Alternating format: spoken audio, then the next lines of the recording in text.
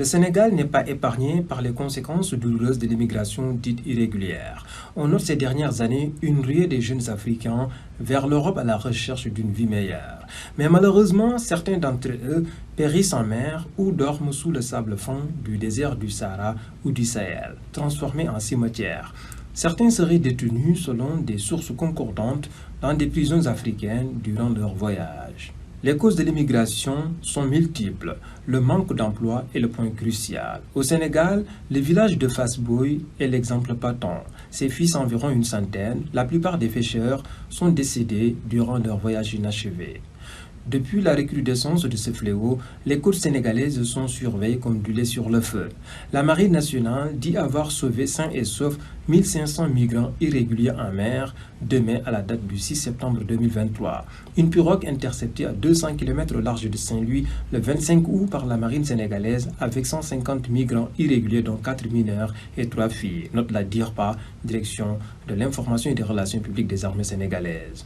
Transbordés par le patrouilleur de haute mer Kédougou vers Dakar, selon la Direction de l'information et des relations publiques des armées. Ils ont été accueillis par le ministre de l'Intérieur et le chef d'État-major de la Marine. Le Wallo a résonné le 5 septembre 2023 à 200 km au large des côtes sénégalaises, 2 pirogues transportant au total 242 candidats à l'immigration irrégulière, selon un communiqué de la Marine nationale. Chaque année, selon l'OIM, plus de 200 000 migrants entreprennent le dangereux périple depuis les côtes de Djibouti à travers le golfe d'Aden. Les conséquences sociales sont aussi nombreuses, avec des familles entières déstructurées, des bras valides restés en mer. Selon le projet de l'OIM Migrants disparus, au moins 417 personnes ont perdu la vie le long des routes migratoires à Djibouti depuis 2014. Les réponses à l'immigration sont nombreuses avec des projets d'appui à certains jeunes.